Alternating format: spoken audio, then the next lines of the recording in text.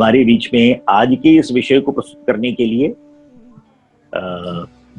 चिंतक, विचारक, लेखक, ऐसे सभी प्रकार से ज्ञान समृद्ध हम सबकी मार्गदर्शक ऐसी आदरणीय इंदुमती दाई कटदरे हमारे बीच में उपस्थित हैं।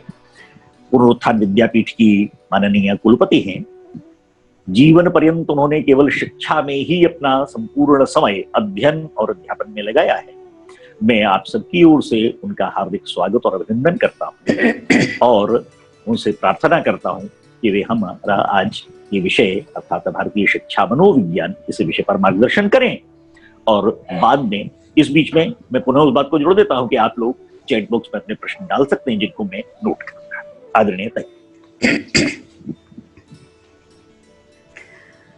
विद्या भारती के सम्माननीय अध्यक्ष रामकृष्ण राव जी और इस कार्यक्रम में सहभागी हो रहे सभी शिक्षक बंधु भगिनी, कल मेरे संबोधन में मैंने वरिष्ठ जन, विद्वत जन और शिक्षक बंधु भगिनी ऐसा कहा था। आज मैं सबको केवल एक ही संबोधन से कह रही हूँ, शिक्षक। हम सब शिक्षक हैं और शिक्षा क्षेत्र का दायित्व हमारा है।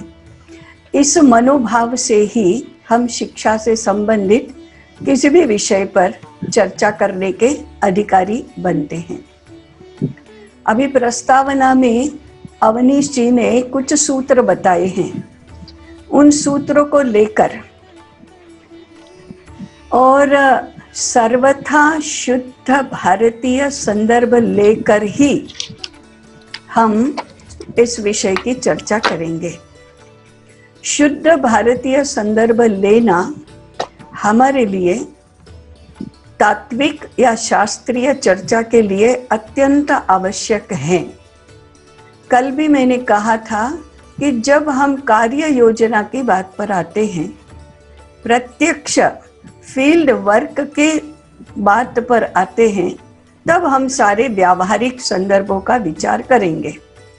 परंतु प्रथम विचार या विषय समझने के लिए हमें शुद्ध भारतीय शास्त्रों का आधार लेना चाहिए, हमारे तत्वों का आधार लेना चाहिए जो सनातन है। विषय का प्रारंभ करते समय मैं मेरे पूर्व के अनुभव के दो संदर्भ बताना चाहती हूँ। साधारण 1985-86 के समय में हमने गुजरात में भारतीय शिक्षा के मूल तत्व इस पुस्तक का गुजराती अनुवाद किया और उसके प्रकाशन समारोह के लिए हम एक विश्वविद्यालय के शिक्षा, मनोविज्ञान और दर्शन इस विभाग के the school of philosophy, psychology and education, उसके मनोविज्ञान के प्राध्यापक जो कि उस विभाग के डीन थे, उस स्कूल के डायरेक्टर थे, उनसे मिलने के लिए गए कि आप अतिथि विशेष करके आइए। और हमने उस समय चर्चा में कहा कि हम विद्या भारती में भारतीय मनोविज्ञान और भारतीय शिक्षा मनोविज्ञान के विषय को विकसित करना चाहते हैं, प्रतिष्ठित करना चाहते हैं। उसका एक प्रयास इस पुस्तक का गुजराती अनुवाद और उसका प्रकाशन है। तो उन्होंने इतने आत्मविश्वास से कहा, भारत में मनोविज्ञान जैसी कोई बात ही नहीं होती है, वो तो सब हम आधुनिक शिक्षा के परिणाम स्वरूप पश्चिम के शास्त्रों से सीखे हैं। हमने कहा ऐसा तो नहीं होता, परंतु वे सुनने को तैयार ही नहीं थे। और इसमें आश्चर्य की कोई बात नहीं कि उतने वर्ष पहले किसी भी विश्वविद्यालय में जाओ, किसी भी विद्वान के पास जाओ, तो सर्वत्र वातावरण ऐसा ही था कि शिक्षा, भारतीय शिक्षा मनोविज्ञान जैसी कोई संकल्पना ही अस्तित्व में नहीं है। तब से लेकर धीरे धीरे करके हमारे जैसे लोगों ने, माने विद्या भारती और हमारे अन्य शैक्षिक संगठन, उसमें इस विषय का प्रतिपादन करते करते धीरे धीरे भारतीय शिक्षा मनोविज्ञान, भारतीय मनोविज्ञान, ऐसी बातें शुरू तो हुई, परंतु मैं और 2006, 7 या 8 की बात बता रही हूँ। अभी मैंने 20 साल बाद की एक, उस समय फिर संस्कृत विश्वविद्यालय, राष्ट्रीय संस्कृत संस्थान, उसके देश भर में केंद्र, ये सब शुरू हुए थे। तो एक विश्वविद्यालय में, उसके शिक्षा विभाग में पुनरुत्थान विद्यापीठ और वह विश्वविद्यालय, उनके संयुक्त तत्वावधान में भारतीय शिक्षा शास्त्र, इस विषय की हमने 2 दिवसीय गोष्ठी की। उसमें शिक्षा मनोविज्ञान का विषय प्रतिपादन करते समय वहाँ के मनोविज्ञान के प्राध्यापक में संस्कृत में प्रतिपादन किया, क्योंकि वह संस्कृत विश्वविद्यालय था। परंतु वो क्या कह रहे थे? फ्रॉइड महोदय उक्तवान, पेस्टोलॉजी महोदय उक्तवान, मनः एवं इति, मन कैसा है उसके विषय में पेस्टोलॉजी क्या कह रहे हैं, फ्रॉइड क्या कह रहे हैं, और फिर ये मनोव्यापार क्या होता है। तो संस्कृत भाषा में वे पश्चिम के मनोवैज्ञानिकों का उदाहरण दे रहे थे, अर्थात उन्होंने पश्चिम के मनोविज्ञान की जो संकल्पनाएं हैं उनका संस्कृत में अनुवाद किया, और वही संस्कृत विश्वविद्यालय में शिक्षा शास्त्र के नाते शिक्षा मनोविज्ञान के रूप में पढ़ाया जाता है। ये हमारी समस्या है, मनोविज्ञान के क्षेत्र की ही नहीं तो सभी विषयों की ये हमारी समस्या है, ये हमारा संदर्भ है।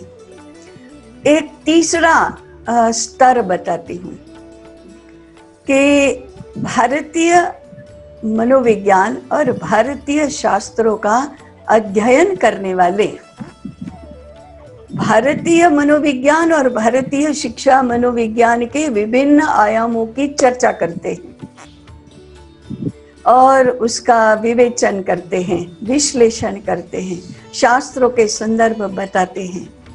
परंतु शिक्षा मनोविज्ञान की सारी संकल्पनाओं का प्रतिपादन करने के बाद कक्ष में लेसन प्लानिंग और अध्ययन अध्यापन पद्धति और अध्ययन व्यवहार और अध्यापन व्यवहार, इस पर जब बात आती है तो फिर से वही पश्चिम की पेडागोजी, कल अवनीश जी ने एक शब्द का प्रयोग किया था, पेडागोजी, मनोविज्ञान पेडागोजी तक पहुंचा नहीं, ऐसी स्थिति अभी प्रचलन में दिखाई देती है। तो मैं 1986 से 2016, 17, 19, 20 तक की ये त्रिस्तरीय 3 पड़ावों वाली यात्रा बता रही हूँ। अब हमें चाहिए कि मनोविज्ञान का विषय और दर्शन का विषय दोनों ही पेडागोजी में रूपांतरित होकर कक्ष की शिक्षा की विषय वस्तु और अध्ययन अध्यापन का व्यवहार, उसका वातावरण, उसकी व्यवस्थाएं, उसकी पद्धतियां तब तक पहुंचना चाहिए। हमें उसमें ट्रांसलेट करना चाहिए, हमें उसे ट्रांसफॉर्म करना चाहिए पेडागोजी के रूप में। आज की हमारी चर्चा का यह आधार है, आधार भूमि ये है कि हम संकल्पनाओं को, सिद्धांतों को प्रत्यक्ष व्यवहार में, प्रत्यक्ष व्यवस्था में, प्रत्यक्ष दैनंदिन कार्य में किस प्रकार से रूपांतरित करेंगे। जब तक ये रूपांतरित नहीं किया तब तक हमारी केवल सिद्धांतों के बारे में चर्चा करते रहने से परिणाम मिलने वाला नहीं है। ये हमारी चर्चा की और चर्चा को सुनने की, स्वीकार करने की एक मन की भूमिका है। मनोविज्ञान जैसे कहते हैं मन का विज्ञान है, परंतु ये मन क्या है? मन को हमारे विभिन्न शास्त्रों में संकलित रूप में अलग अलग शब्दों से प्रस्तुत किया गया है।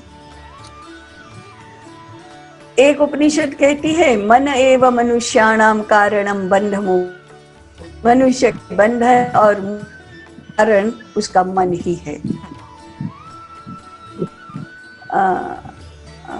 चंचलम ही मनः कृष्ण प्रमाथि बलवद दृढ़म। अर्जुन अपनी समस्या बता रहे हैं कृष्ण को कि मन तो इतना चंचल है, इतना प्रमाथी माने इतना जिद्दी है, इतना बलवान है, इतना दृढ़ है कि तस्याहम निग्रहम मन्ये वायुरिव सुदुष्करम। वायु को मुट्ठी में बंद करना जितना कठिन है उतना ही मन का निग्रह करना अत्यंत कठिन है। तो भगवद गीता में भी मन का शब्द प्रयोग है, इस उपनिषद में भी मन का प्रयोग है, परंतु योग सूत्र में मन का विषय नहीं आया, चित्त कहा गया। और भगवान शंकराचार्य अंतःकरण के एक आयाम के रूप में मन का उल्लेख करते हैं। वास्तव में हम यदि संकलित रूप में देखें तो मनोविज्ञान ये अंतःकरण का विज्ञान है। मनोविज्ञान शब्द तो साइकोलॉजी के ऊपर से आया है और हम साइकी और इसकी संकल्पना पश्चिम में क्या है इसके ऊपर बिल्कुल नहीं जाएंगे, परंतु मनोविज्ञान यह भारतीय दृष्टि से देखें तो अंतःकरण विज्ञान है। अंतःकरण यदि एक टर्मिनोलॉजी माने एक पारिभाषिक शब्द लें तो उसका एक काउंटर पार्ट है, उससे जुड़ा हुआ दूसरा शब्द है बहिहीकरण। अंतःकरण और बहिहीकरण। अंतः का अर्थ है अंदर के, बहि का अर्थ है बाहर के, करण का अर्थ है साधन। अंदर के साधन और बाहर के साधन। किस बात के साधन? ज्ञानार्जन के साधन। ज्ञान अर्जित करना है या ज्ञान प्राप्त करना है तो किन साधनों का प्रयोग किया जाता है? दो प्रकार के साधनों का प्रयोग किया जाता है, एक बाहर के साधन और एक अंदर के साधन। अब ये बाहर के साधन कौन से हैं? बाहर के साधन है कर्मेंद्रियां और ज्ञानेंद्रियां। अंदर के साधन है मन, बुद्धि, चित्त और अहंकार। बाहर के साधनों में कर्मेंद्रियां और ज्ञानेंद्रियां हैं। पंच कर्मेंद्रियों में 3 कर्मेंद्रियां ज्ञानार्जन में अत्यंत महत्वपूर्ण है। मैं 3 भी नहीं 2 कहूंगी, एक थोड़ा गौण होगा। 2 कर्मेंद्रियां हैं, एक वाणी और दूसरे हाथ। विद्या भारती में क्रिया आधारित शिक्षा ये बहुत ही प्रचलित और स्वीकृत ऐसी संज्ञा है। करते कितना है वो हर एक करने वाले पर निर्भर करता है, परंतु स्वीकृत सिद्धांत तो है क्रिया आधारित शिक्षा। इसका अर्थ है कर्मेंद्रियों पर आधारित शिक्षा, इसका अर्थ है हाथ और वाणी। इन कर्मेंद्रियों का प्रयोग करके ज्ञानार्जन जो होता है वह क्रिया आधारित शिक्षा है। दूसरा है अनुभव आधारित शिक्षा, यह भी संज्ञा हमारी स्वीकृत है, वह है ज्ञानेंद्रिया। तो पंच ज्ञानेंद्रियों में दर्शन माने दर्शनेंद्रिय और श्रवणेंद्रिय ये ज्ञानार्जन की प्रमुख इंद्रियां हैं। स्पर्शेंद्रिय, घ्राणेंद्रिय और श्रवणेंद्रिय, दर्शनेंद्रिय, घ्राणेंद्रिय, स्वादेंद्रिय और मैं 5वीं भूल रही हूँ। ये 5 जो हैं ये ज्ञानार्जन के बहिहीकरण का एक हिस्सा है। इनसे होता है अनुभव। तो ये अनुभव आधारित शिक्षा, ये बहिहीकरण का प्रयोग करके होने वाली शिक्षा है, परंतु बहिहीकरण से अधिक प्रभावी अंतःकरण है, मन, बुद्धि, अहंकार और चित्त। इसको यदि संपूर्ण सृष्टि के संदर्भ में देखें तो ये हमारा सूक्ष्म शरीर है या सूक्ष्म विश्व है। एक है स्थूल विश्व जिसमें हमारी कर्मेंद्रियों का व्यापार चलता है। दूसरा है हमारा सूक्ष्म विश्व जिसमें अंतःकरण का व्यापार बहुत महत्वपूर्ण है। और हम ये सत्य ध्यान में रखें, ये तथ्य ध्यान में रखें कि इस सृष्टि में केवल मनुष्य में अंतःकरण सक्रिय होता है और जितना चाहे उसको अधिक से अधिक सक्रिय हम बना सकते हैं। मनुष्यतर सृष्टि में 3 एंटिटीज है मुख्य रूप से। एक है पंच महाभूत, वे न तो कर्मेंद्रिया न तो ज्ञानेंद्रिया उसके आधार पर व्यवहार नहीं करते। एक है वनस्पति जगत और तीसरा है प्राणी जगत। इन सभी में बहिरीकरण सक्रिय होता है। वनस्पति जगत और प्राणी जगत में केवल मनुष्य ऐसा है कि वह अंतःकरण से ही व्यवहार करता है, उसमें अंतःकरण सर्वाधिक सक्रिय होता है और मनुष्य का पूर्ण जीवन अंतःकरण से संचालित और परिचालित होता है। मनुष्य की यही विशेषता है। और शिक्षा भी मनुष्य के लिए ही होती है। इसलिए शिक्षा का विचार करते समय, ज्ञानार्जन का विचार करते समय अंतःकरण का विचार करना सबसे अधिक आवश्यक है। और इसलिए मनोविज्ञान का विषय जिसको कि हम अंतःकरण का विज्ञान कहते हैं वो सर्वाधिक आवश्यक है। अभी हमने प्रारंभ में ही कहा अंतःकरण माने अंदर के ये जो साधन हैं वो ज्ञान संपादन करने के, ज्ञान अर्जित करने के साधन हैं। तो हमारा पहला सिद्धांत बनता है ये साधन सक्षम होने चाहिए, अच्छे होने चाहिए। और अच्छे होने चाहिए तो फिर कैसे अच्छे होते हैं, ये हमारे शिक्षा का प्रथम विचारणीय विषय है।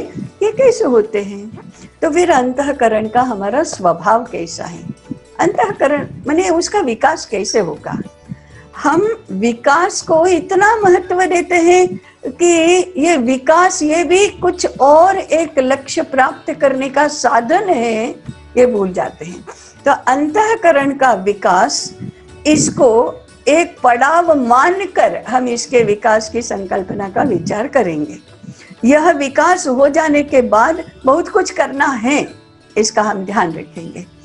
अब मन, बुद्धि, अहंकार और चित्त ये क्या करते हैं, कैसे हैं। सबसे पहले मन का स्वभाव क्या है। मन द्वंद्वात्मक है, माने ये भी सोचता है, उसके सर्वथा विपरीत दूसरा भी सोचता है।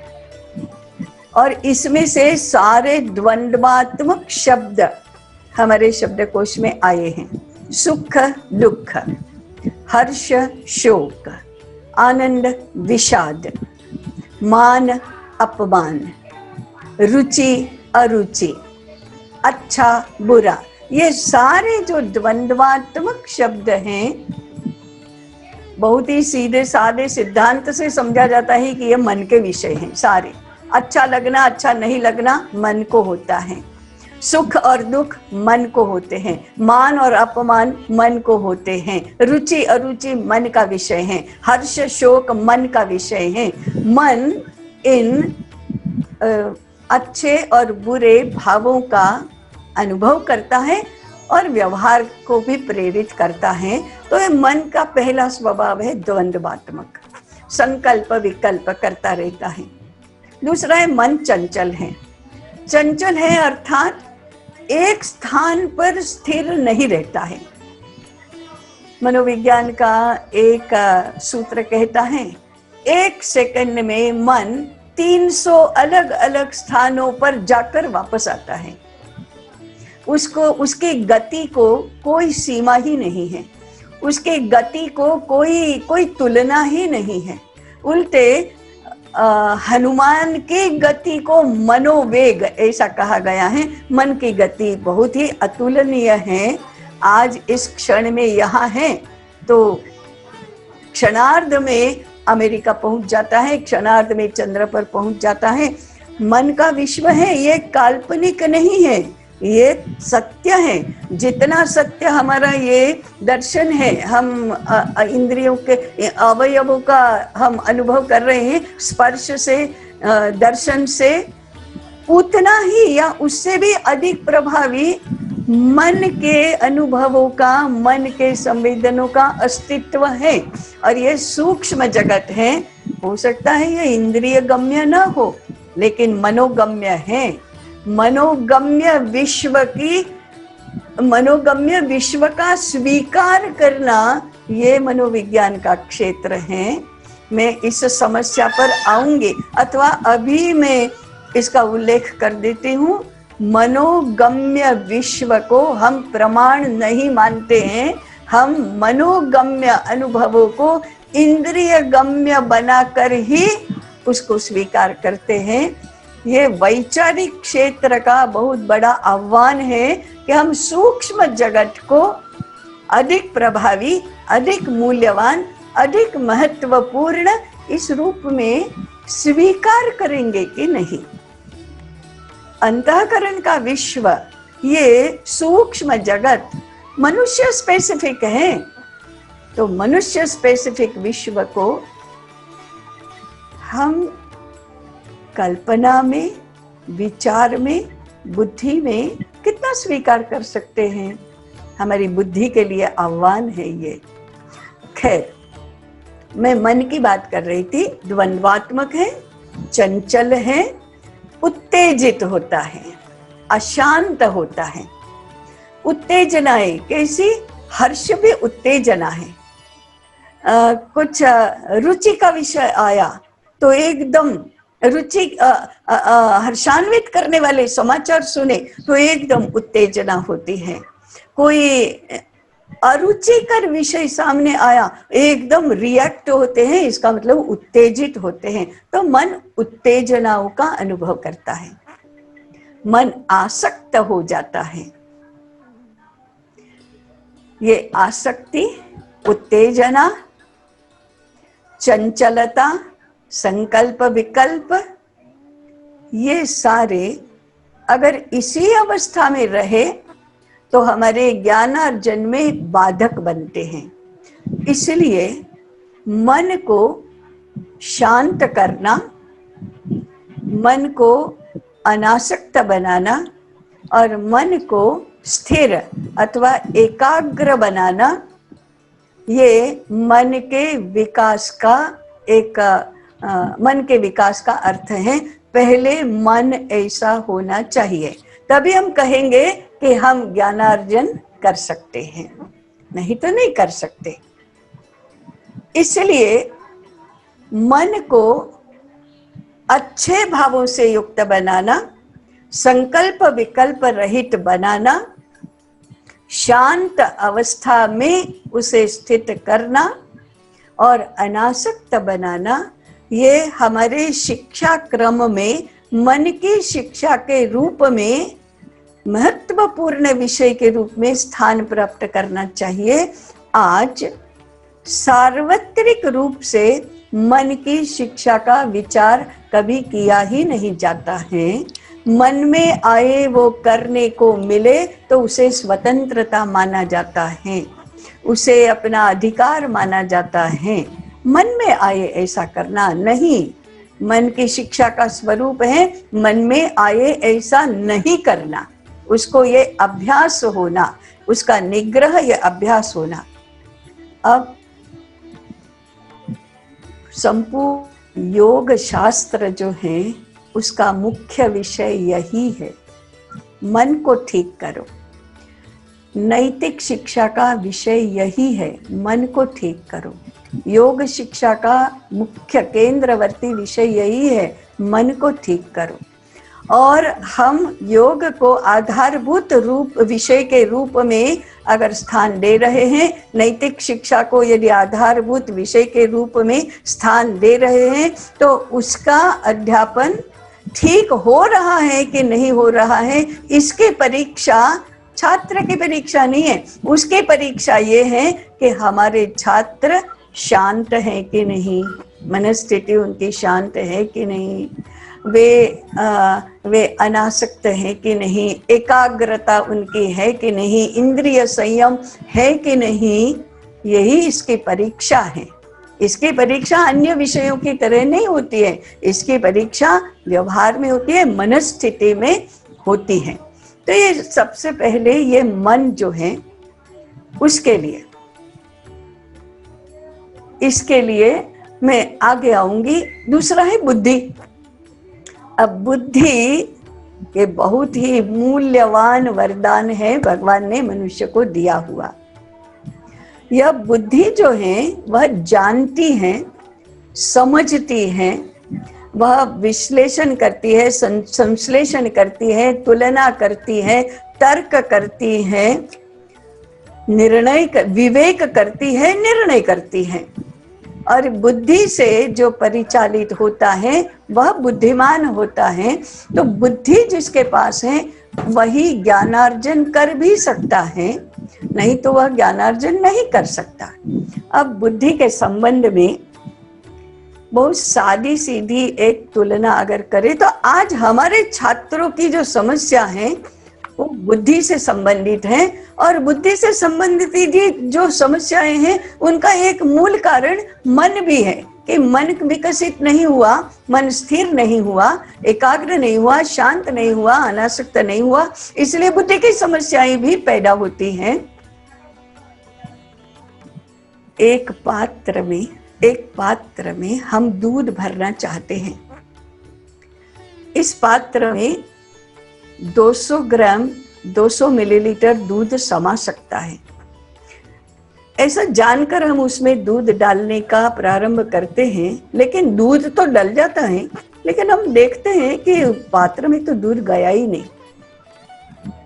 फिर हम ध्यान देते हैं तो लगता है अरे पात्र तो उल्टा है, उसमें दूध जाएगा कैसे।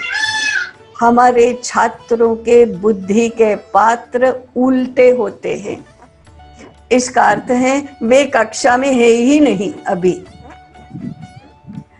उसके चर्म चक्षु शिक्षक को देख रहे हैं, परंतु मन के चक्षु टेलीविजन पर कल हुई थी उस मैच का पुनः प्रसारण देख रहे हैं। वे है ही नहीं, अपनी बुद्धि का पात्र उल्टा है, क्योंकि मन उनका यहाँ नहीं है, मन और बुद्धि ऐसे जुड़े हुए हैं। इस पात्र को सीधा करो तो फिर मन को ठीक करना पड़ेगा। बुद्धि को आकलन हो सके, बुद्धि ग्रहणशील बने, इसके लिए मन ठीक होना चाहिए। अब और एक समस्या और एक प्रश्न, ये पात्र सीधा तो हो गया, परंतु उसमें 200 मिलीलीटर ही समा सकता है। हम बहुत अच्छे अध्यापक हैं, बहुत पढ़ाना चाहते हैं, इसलिए बहुत पढ़ा देते हैं। बहुत दूध डाल दिया, 2 लीटर दूध डाल दिया, उसने 200 मिलीलीटर ही ग्रहण किया, बाकी सब बिखर गया, फैल गया, ना हमारे काम में आया ना उसके काम में आया। क्यों? बुद्धि का पात्र छोटा है, क्योंकि वह कसी नहीं गई है। बुद्धि को कसा जाना चाहिए, तभी वह पात्र बड़ा बनता है। तीसरा है, बुद्धि का पात्र सीधा भी है, बड़ा भी है। हमने उसमें बहुत दूध डाला, एकदम जोर से डाला, एक बुद्धि का पात्र भर गया, मैंने वो पात्र भर गया। थोड़ी देर के बाद देखा तो नीचे से इतने छेद थे कि नीचे से निकल गया और पात्र खाली हो गया।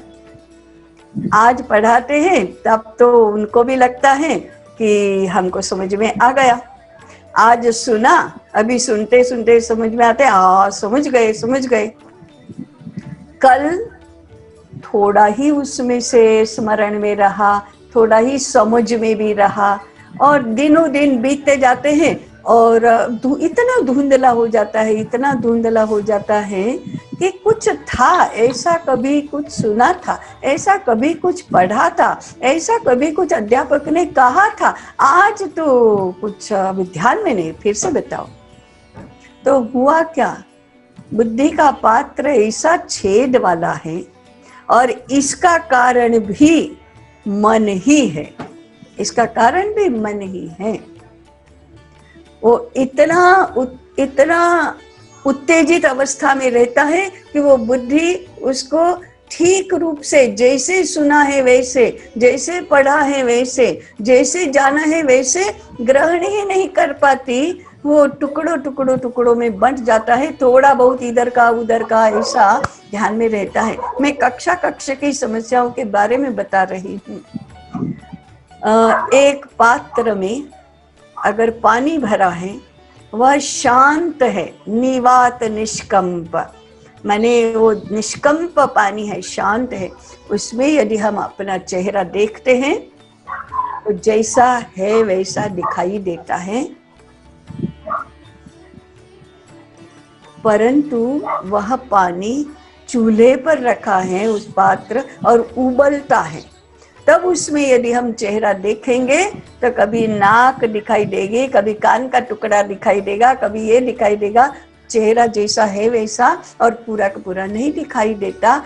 छात्रों को भी जब वो अभिव्यक्ति करने लगते हैं तो कुछ इतिहास में पढ़ी हुई बात याद आती है, कभी ये याद आता है, कभी वो याद आता है, कभी कुछ भी याद नहीं आता, कभी अगड़म बगड़म अट्टम सट्टम कुछ भी लिखते हैं। हाँ, रट्टा मार दिया है तो आप कुछ भी पूछो वो शुरू कर देगा, लेकिन समझ कर लिखना है तो समझ ऐसी हो जाती है। क्यों? ऐसी उत्तेजना, एकाग्रता नहीं। इसलिए बुद्धि इस प्रकार से रिटेनिंग पावर, जो धारणा शक्ति कहते हैं, वो धारणा शक्ति नहीं रहती। बुद्धि की धारणा शक्ति जब तक नहीं रहेगी तब तक ज्ञानार्जन हो ही नहीं पाएगा। ये धारणा शक्ति कैसे आएगी फिर? इसका विचार हमें करना चाहिए, क्योंकि जब तक बुद्धि नहीं तब तक तो ये कुछ होता नहीं।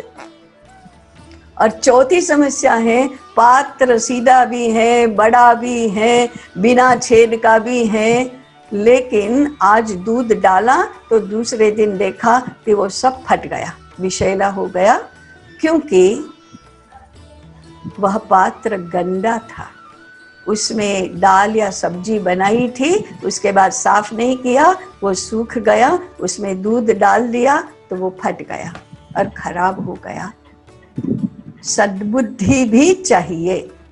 हमारा बुद्धि का पात्र यदि स्वच्छ नहीं रहा तो ज्ञान कितना भी अर्जित किया, उसको रिटेन भी कर लिया, धारण भी कर लिया, सब कुछ समझता है, सब कुछ याद रहता है, सब कुछ हम समझा भी सकते हैं, अभिव्यक्ति बहुत अच्छी है, लेकिन ये दुर्जन के साथ रही शक्ति जैसा विनाशक हो जाता है। आज के जगत की यही तो समस्या है, बुद्धिमानों की समस्या अधिक है अबुद्धिमानों के स्थान पर, क्योंकि सद्बुद्धि नहीं है। तो बुद्धि को ठीक किए बिना, माने मन को ठीक किए बिना बुद्धि ठीक नहीं होती। बुद्धि का अभ्यास उसके बाद होता है। बुद्धि को कसा जाना चाहिए, बुद्धि विशाल होनी चाहिए, बुद्धि ग्रहणशील होनी चाहिए, माने एक बार ग्रहण किया तो रहना भी चाहिए, ऐसी धारणा क्षम होनी चाहिए। तेजस्वी बुद्धि, कुशाग्र बुद्धि और विशाल बुद्धि की बात कर रहे थे। ये बुद्धि ऐसी बने, इसके लिए हम प्रयास करेंगे तो हर छात्र की संभावना है कि ऐसा हो सकता है। परंतु हम लोग बुद्धि का विकास करने के स्थान पर उपकरणों का विकास, उपकरणों की अधिकता बनाते हैं। ये हमको बदलना चाहिए। तीसरा अंतःकरण का जो आयाम है वह है अहंकार। अहंकार को हम विधायक स्वरूप में ले, ये जरूरी है। अहंकार वैसे तामसी वृत्ति का लक्षण है, और अहंकार के साथ मैंने एक सूत्र में वर्णन किया भगवद गीता ने, कोन्योस्ति सदृशो मया, मैंने जो अहंकारी व्यक्ति है वो कहता है मेरे जैसा और कौन है। असो मया हतः संख्ये, मैंने इनको हरा दिया, इन सबको हरा दूंगा, मैं सर्वश्रेष्ठ हो जाऊंगा। आज मुझे ये मिला है, कल मैं ये प्राप्त करूंगा, परसों सब कुछ प्राप्त कर लूंगा, ऐसा सोचता है अहंकार। मैं करता हूँ, मैं भोगता हूँ। तो अहंकार का वर्णन वही है कि अहंकार के साथ कर्ता भाव, भोक्ता भाव और ज्ञाता भाव ये जुड़ा है। तो ये अहंकार भगवद गीता में कहा एक सूत्र में, कौन योस्ति सदृशो मया, मेरे जैसा और कौन है। और फिर वो कहता है मुझे चाहिए, आज मुझे ये मिला, कल ये प्राप्त करूंगा, फिर सब प्राप्त करूंगा। आज इसे जीत लिया, कल उसको जीत लूंगा, सबको जीत लूंगा, मैं सर्वश्रेष्ठ बन जाऊंगा, सब कुछ प्राप्त करूंगा। ये अहंकार का मूल भाव है। परंतु अहंकार को एक विशेषता भी है, अहंकार करता है, अहंकार भोगता है। और वो तो है ही, जैसा करोगे वैसा भोगोगे। तो जो करता है वो भोगता है, अहंकार ज्ञाता है।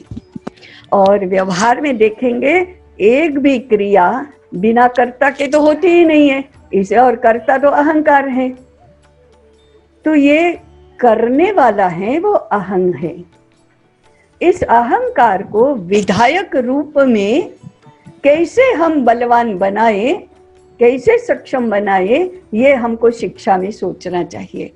चित्त संस्कार भूमि है, वह कर्मेंद्रियों के, ज्ञानेंद्रियों के, मन बुद्धि अहंकार के जितने भी कार्य हैं, जितने भी अनुभव हैं, उन सब को संस्कार के रूप में ग्रहण करता है और रखता है। इन संस्कारों का, फिर वो अच्छे संस्कार हो, बुरे संस्कार हो, किसी भी प्रकार के संस्कारों की परत दर परत जन्म जन्मांतर में चढ़ती रहती है, और उसे दूर करके चित्त को शुद्ध बनाना ये जीवन विकास का क्रम है, ये जीवन विकास का लक्षण है। और हमारे शास्त्रों ने कहा, भगवद गीता भी रहती है कि इस शुद्ध चित्त में परमात्मा का वास है। ईश्वरः सर्वभूतानां हृद्देशेर्जुन तिष्ठति, सभी भूतों के हृदय प्रदेश में ईश्वर रहता है, माने आत्म तत्व रहता है।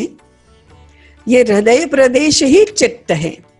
ये हमारे शारीरिक हृदय की, फिजिकल हृदय की बात नहीं है, ये हमारे सूक्ष्म व्यक्तित्व के अंतःकरण के हृदय की बात है। उसके अंदर आत्म तत्व का वास है। इसलिए जैसे ही संस्कारों की परत हट जाती है और चित्त शुद्ध होता है तो आत्म तत्व झलकता है। इसी को हम आत्म तत्व की अनुभूति या आत्म तत्व का साक्षात्कार कहते हैं, और उसी के अभिव्यक्ति है मैं आत्म तत्व हूँ, अहम ब्रह्मास्मि। और जब एक को ऐसा लगता है, हमें इसे अनुभूति होती है कि मैं ही आत्म तत्व हूँ, तो उसका दूसरा जो वैश्विक काउंटर पार्ट है, सर्वम खलु इदम ब्रह्म, ये सारा भी तो ब्रह्म ही है, और ये सारा भी ब्रह्म और मैं भी ब्रह्म, तो हमारा संबंध एकात्मता का है। ये हमारे मनोविज्ञान का जो विश्लेषण है वो इस प्रकार से किया गया है। इसी अंतःकरण के विकास के लिए और विकसित अंतःकरण के परिणाम स्वरूप आत्म तत्व की अनुभूति के लिए शिक्षा की रचना होती है, होनी चाहिए। और एक इसके साथ जुड़ा हुआ वचन, व्यक्ति के ये जो क्षमताएं हैं अंतर्निहित, उन क्षमताओं का विकास साधारण रूप से 16 वर्ष की आयु तक होता है। और इसलिए 16 वर्ष की आयु तक की शिक्षा, उसकी रचना और 16 वर्ष के बाद के आयु की शिक्षा का क्रम एक दूसरे से अलग रहता है, स्वरूप अलग रहता है। विनोबा भावे कहते हैं कि 16 वर्ष की आयु तक करणों के विकास की शिक्षा,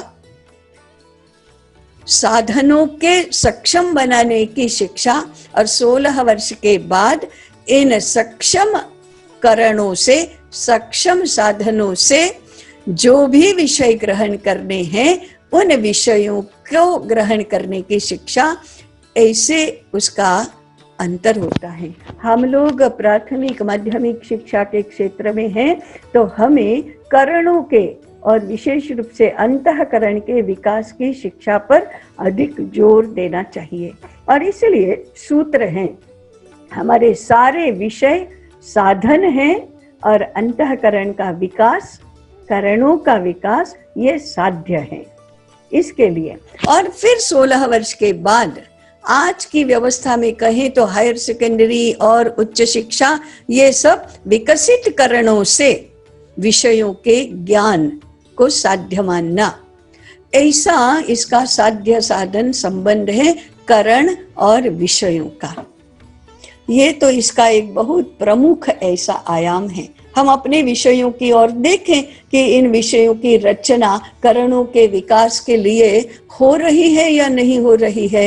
यदि नहीं हो रही है तो उनके विषय, उनके रचना, उनका स्वरूप इस प्रकार से हमें बनाना चाहिए ताकि करणों का विकास ठीक से हो और फिर विषयों का ज्ञान हम अर्जित कर सकें। ये एक है। दूसरा महत्वपूर्ण आयाम है, कल हमने कहा था कि शिक्षा ज्ञान की परंपरा को बनाए रखने के लिए, परिष्कृत करने के लिए, समृद्ध बनाने के लिए और आगे प्रवाहमान बनाने के लिए होती है। ये परंपरा कैसे बनती है? तो ये ज्ञान परंपरा गुरु शिष्य परंपरा से ही बनती है, तो उससे ही सुरक्षित रहती है। और इसलिए ज्ञानार्जन की ये संपूर्ण प्रक्रिया जो है, अंतःकरण के विकास की ये जो संपूर्ण प्रक्रिया है, उसमें परंपरा का वहन करने वाले जो दो घटक हैं उनका विचार करना चाहिए। ये है शिक्षक और विद्यार्थी, अध्ययन करने वाला और अध्यापन करने वाला।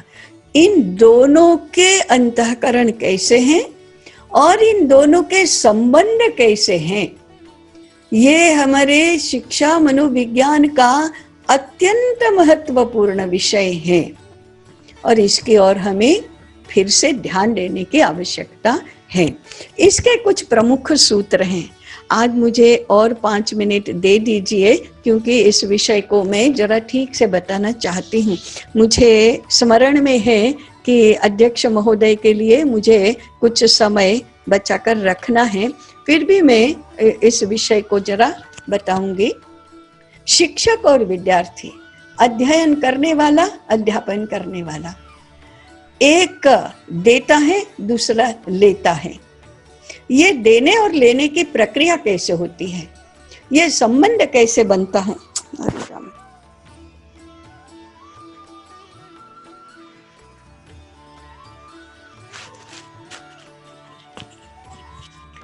तो हमारे यहाँ अध्ययन और अध्यापन, इन दोनों को एक दूसरे से स्वतंत्र कार्य नहीं माना गया, स्वतंत्र क्रिया नहीं मानी गई।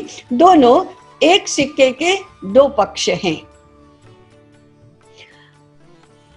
शिक्षक और छात्र का संबंध कैसा है, इसको व्याख्यायित करने के लिए तैत्तिरीय उपनिषद में एक उदाहरण है। अथ अधिविद्यम, ऐसा करके विद्या के संबंध में ही आचार्यः पूर्व रूपम, अंतेवासी उत्तर रूपम, विद्या संधि प्रवचनम संधानम। मैं इसको हम भाषा में जो संधि सीखते हैं उसका उदाहरण देकर स्पष्ट करना चाहूंगी। हम दो शब्दों की संधि करते हैं और एक शब्द बनाते हैं। गण ईश, गणेश होता है, ये हमें मालूम है। ये प्रक्रिया क्या है? गण में ण में जो अ है और दूसरा उत्तर रूप जो ईश है, उसका जो प्रथम ई है, अ और ई की संधि होकर ए बनता है। और गण और ईश ये दो स्वतंत्र शब्दों के संधि होकर एक शब्द बनता है। गणेश एक शब्द है, संधि हुई, दोनों स्वरों की संधि हुई, वो संधि के नियम है। उसी प्रकार से आचार्य पूर्व रूपम, अंतेवासी उत्तर रूपम, ये एक तरफ आचार्य है, दूसरी तरफ अंतेवासी अर्थात छात्र है। दोनों का संधान होता है और परिणाम रूप संधि रूप जो होता है वो क्या है? प्रवचनम संधानम। इन दोनों को जोड़ने वाला जो तत्व है वह प्रवचन है, अर्थात अध्यापन और अध्ययन दोनों को मिलकर प्रवचन कहते हैं। और उसके परिणाम स्वरूप विद्या होती है, विद्या निष्पन्न होती है। ऐसा यह आंतरिक संबंध है। मैंने कहा शिक्षा या ज्ञान या अंतःकरण ये मनुष्य का सूक्ष्म शरीर है। तो ये सूक्ष्म जगत का और सूक्ष्म शरीर का व्यापार ज्ञानार्जन है। और इसमें शिक्षक का अंतःकरण और छात्र का अंतःकरण जुड़ना चाहिए। बहिःकरण नहीं, बाहर की व्यवस्थाएं नहीं, बाहर के नियम नहीं। और इसलिए हमारे शास्त्रों में छात्र को आचार्य का मानस पुत्र कहा है, जो अपने दैहिक पुत्र से भी अधिक प्रिय हैं। कहने का तात्पर्य है छात्र और अध्यापक का संबंध आंतरिक जब तक नहीं बनता, आत्मिक जब तक नहीं बनता, तब तक ज्ञान का आदान प्रदान संभव ही नहीं होता और ज्ञान परंपरा अबाध रूप से बह नहीं सकती। इन संबंधों पर, इन संबंधों को अच्छा बनाने पर हमारा बहुत जोर होना चाहिए। अब इसका प्रकट रूप क्या है? तो आचार्य का छात्र के प्रति भाव क्या है? पहला है पुत्रात् शिष्यात् इच्छेत पराजयम। परंपरा को अधिक समृद्ध बनाने का ये व्यावहारिक रास्ता है। पुत्र से पिता, वंश परंपरा पिता पुत्र परंपरा से चलती है, ज्ञान परंपरा गुरु शिष्य परंपरा से चलती है, आचार्य छात्र परंपरा से चलती है। तो आचार्य का भाव हमेशा क्या है? मेरा शिष्य मुझे पराजित करे, अर्थात मेरा शिष्य मेरे से सवाया हो। एक पीढ़ी यदि इसी के लिए प्रयास तो उत्तरोत्तर ज्ञान परंपरा समृद्ध बनती जाएगी। अब ये कैसे होगा? माँ विद्विषावहै, एक दूसरे का द्वेष नहीं करेंगे तभी आचार्य चाहेगा शिष्यात् पराजयम। ये मेरी उपलब्धि है, मेरा शिष्य मेरे से सवाया। तो व्यवहार में बोलते हैं ना, बाप से बेटा सवाया, गुरु से चेला सवाया। सवाया होना ही चाहिए। आप देखेंगे हमारी पूरी संस्कृति का लेन देन का व्यवहार सवाया के सूत्र पर ही है। जितना मिला उसका सवाया करके देना। तो मैं यदि आचार्य हूं तो मुझे मेरे आचार्य से मिला है, मुझे सवाया करके मेरे छात्र को देना है, छात्र ने उसे सवाया बनाकर उसके छात्र को देना है। ये सवाया परंपरा। शिष्यात् इच्छेत पराजयम। और इसलिए शिष्य का भला चाहना, शिष्य को विद्या प्राप्ति के लिए योग्य बनाना और ठीक रूप से उसको विद्या देना, यह एक आचार्य की आंतरिक चाह होनी चाहिए। शिक्षक प्रशिक्षण का कार्यक्रम इसके लिए भी होना चाहिए। और छात्र को आचार्य निष्ठ होना चाहिए। और आचार्य निष्ठ होना चाहिए। इसलिए छात्र में व्यवहार के अनेक गुण अर्जित पहले करने चाहिए, तभी पात्रता होगी आचार्य के पास जाने की। और वो क्या है, कैसे जानोगे तुम आचार्य से ज्ञान प्राप्त करने के लिए? तुम कैसे जानोगे? तद विद्धि प्रणिपातेन परिप्रश्नेन सेवया।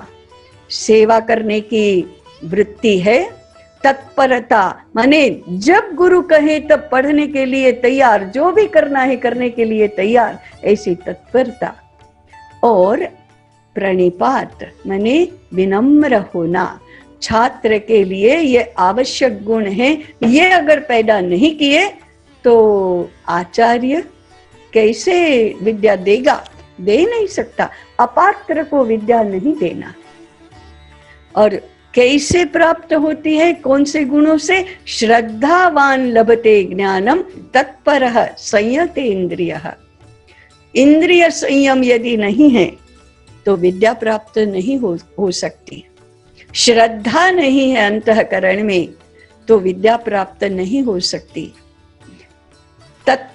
श्रद्धावान लभते ज्ञानम तत्परः संयतेन्द्रियः तद्विद्धि प्रणिपातेन परिप्रश्नेन सेवया। परिप्रश्न माने जिज्ञासा से पूछे गए प्रश्न। आप देखेंगे कि हमारे सभी शास्त्र, सारी उपनिषदें जिज्ञासु योग्य अभ्यासु व्यक्ति के द्वारा पूछे गए प्रश्नों के उत्तर में ही निरूपित हुए हैं। एक भी बिना पूछे विद्या, बिना मांगे विद्या नहीं देना, बिना मांगे उपदेश नहीं करना, ये व्यवहार के सूत्र हैं।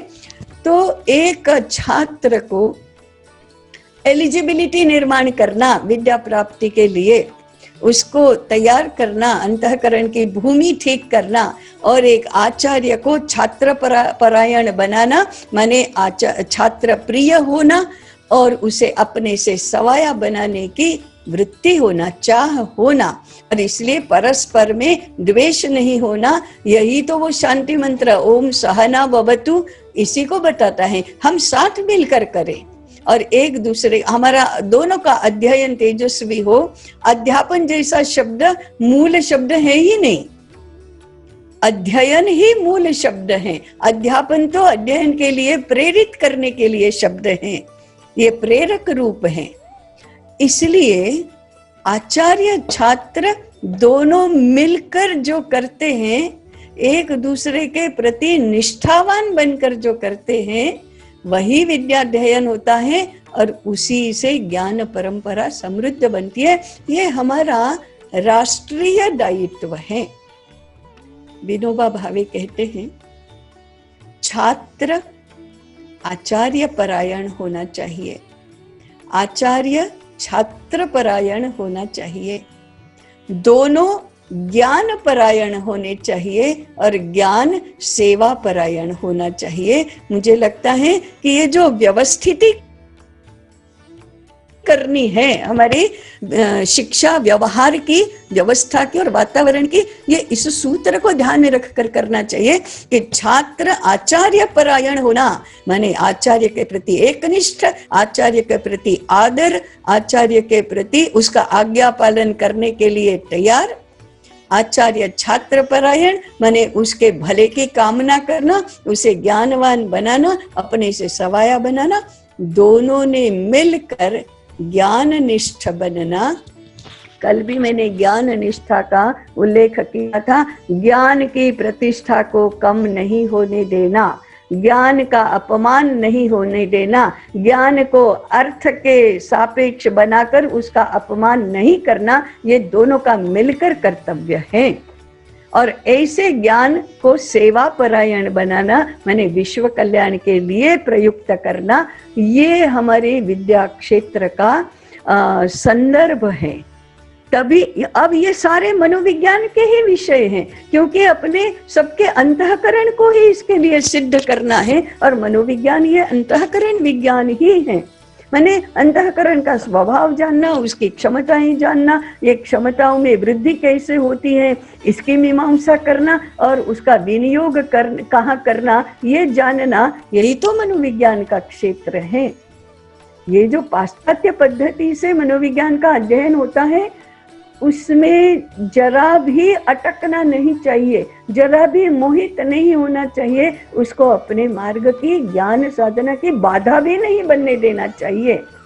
इस रूप में हमें शिक्षा मनोविज्ञान का विचार करना होगा। और अंततो गत्वा, कल जैसे मैंने कहा था, राष्ट्र का परम वैभव, समाज को सत्य और धर्म पर व्यवहार करने के लिए शिक्षा और व्यक्ति का समग्र विकास, ये इस प्रकार से होता है। ये सूक्ष्म जगत का मामला है, स्थूल जगत का नहीं।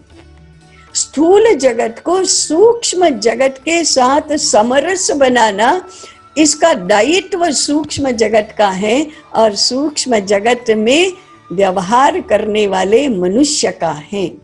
स्थूल जगत को प्रमाण मानना, ये आज के भौतिक विज्ञान को प्रमाण मानकर उसे वैज्ञानिक कहना, ये भारतीय बुद्धि कभी नहीं कहेगी।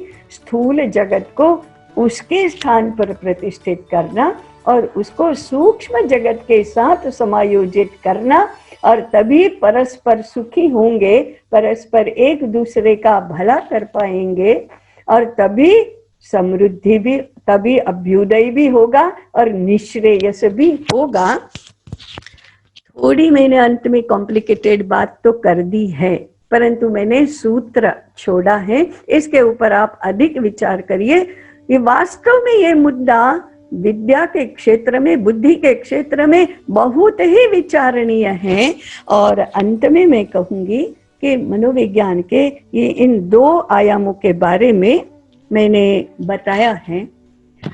और भी छोटे मोटे बहुत सारे आयाम होते हैं, समय इतने ही अनुज्ञा देता है, इसलिए मैंने दो प्रमुख आयाम इसके बताए। एक अंतःकरण, अंतःकरण के आधार पर हमारा ज्ञान का व्यवहार, ज्ञानार्जन की प्रक्रिया। मैं इसमें पंचपदी का उल्लेख करना चाहती थी, परंतु पंचपदी शुरू की तो फिर उसके लिए थोड़ा समय भी चाहिए, इसलिए मैंने पंचपदी का उल्लेख नहीं किया ज्ञानार्जन की प्रक्रिया के साथ साथ। परंतु पंचपदी अध्ययन पद्धति, उसके अनुसार विषय, अनुसार कक्ष रचना, उसके लिए हमें ये जो सीखते हैं हमारे पाश्चात्य व्यवस्था के समय सारिणी, पाठ्यक्रम, परीक्षा पद्धति, इन सभी के बारे में हमें पुनर्विचार तो करना ही पड़ेगा। और इसके लिए दर्शन और मनोविज्ञान हमारे संदर्भ हैं, हमारे आधार हैं, अधिष्ठान है। ये भारतीय संदर्भ हैं और भारतीय लोगों ने भारतीय शास्त्रों पर, भारतीय जीवन दृष्टि पर, भारतीय जीवन विचार पर श्रद्धा से टिकना चाहिए, आत्मविश्वास से टिकना चाहिए। हजारों वर्षों से जो प्रयोग सिद्ध शास्त्र हैं, जिन्होंने परिणाम दिया है, ऐसे शास्त्र हैं, वो हमारे भी कदाचित पूर्व जन्मों के पुण्य के परिणाम स्वरूप हमें इन शास्त्रों की चर्चा करने का भाग्य मिला है। तो श्रद्धा से उसके ऊपर टिक कर, आत्मविश्वास से हम इसके आधार पर परिवर्तन करेंगे, भारतीय शिक्षा की पुनः प्रतिष्ठा करेंगे, इस प्रकार का संकल्प हमारा बनना चाहिए। तो फिर देश का विद्या क्षेत्र, देश का विचार क्षेत्र हमसे जो अपेक्षा करता है उसे पूर्ण करने में हम यशस्वी होंगे। ऐसा कहा जाता है, सारे पुराण कहते हैं, दुर्लभम भारते जन्म, भारत में जन्म प्राप्त होना बहुत दुर्लभ है। हमारे भी पूर्व जन्मों के पुण्य होंगे, हमारे पूर्वजों के भी बहुत पुण्य रहे हैं, तपश्चर्या है, तभी आज भारत की विद्या, भारत का ज्ञान, भारत के शास्त्र पुनः चर्चा में आते हैं। अब आवश्यकता श्रद्धा और आत्मविश्वास की है। ये भी तो अंतःकरण के गुण हैं। श्रद्धा ये बुद्धि का अधिष्ठान है। और भारत ने सारी समस्याओं का हल, सारे प्रश्नों के उत्तर ज्ञान में ढूंढे हैं। नहीं ज्ञानेन सदृशम पवित्रमिह विद्यते, ज्ञान के समान पवित्र और कुछ भी नहीं है। नास्ति विद्या सुमम चक्षुः, विद्या के समान दूसरा कोई दिखाने वाला नहीं है। इसलिए हम इसे ध्यान में रखकर यदि शिक्षा मनोविज्ञान का विचार करेंगे और हमारे सारे शैक्षिक व्यवहार का उसको आधार बनाएंगे, लेकिन श्रद्धा, विश्वास, प्रामाणिकता और पराकाष्ठा का पुरुषार्थ करने के बाद ही हमें ये यश मिलने वाला है। खाली खाली नहीं मिलेगा, पूर्वजों के पुण्य से नहीं, हमारे पुरुषार्थ से मिलेगा। इसको स्मरण में रखकर यदि हम व्यवहार करेंगे तो हमें यश अवश्य मिलने वाला है। विश्व को भारत की बहुत आवश्यकता है, भारत को भारत होने की बहुत आवश्यकता है, और भारत भारत हो सकेगा उसके ज्ञान संपदा के आधार पर। और ये ज्ञान संपदा को सुरक्षित रखना, ज्ञान संपदा को युगानुकूल बनाकर विश्व के कल्याण हेतु प्रयुक्त करना, ये शिक्षा क्षेत्र का भाग्य है। हम ऐसे भाग्यवान हैं। हम अपने भाग्य को पहचाने, ऐसा पहचानने की शक्ति, बुद्धि, वृत्ति परमात्मा हम सबको दे। ऐसी सबकी ओर से परमात्मा के श्री चरणों में प्रार्थना करके, और अंत में मुझे पहले से ही स्मरण में था और शुरुआत भी करना चाहती थी, परंतु अंत में ये सारा ज्ञान, मैंने ये सारे विचार संपादन करने की शुरुआत जिनसे हुई है, इसे माननीय लज्जाराम जी के चरणों में प्रणिपात करके मेरा विषय में समाप्त करती हूँ। आप सबने धैर्य के साथ व्यवधानों के बाद भी सुना, इसलिए आप सबका धन्यवाद करती हूँ। मेरे लिए विद्या भारती के लोगों के सामने ये विषय रखना ये भी भाग्य की बात है। आपको यदि आवश्यकता रही तो आपकी सेवा में मैं हमेशा प्रस्तुत रहूंगी। इतना कहकर मेरी बात समाप्त करती हूँ। धन्यवाद। मान्य इंदुमती जी को प्रणाम करते हुए और मेरे साथियों को भी नमस्कार करते हुए, इस समय बात करना भी ठीक नहीं है, फिर भी संगठन के आदेश के अनुसार मैं 2 शब्द आखिरी में बोलने का मैं थोड़ा क्या धैर्य करता हूं। एक है, हम सभी भाग्यवान हैं कि हम परिवर्तन की कालखंड में है। अभी परिवर्तन की कालखंड में जिन्होंने दायित्व निभा रहे हैं, उनका दायित्व ठीक तरह से निभाने के लिए सैद्धांतिक स्पष्टता चाहिए। इसीलिए हमारे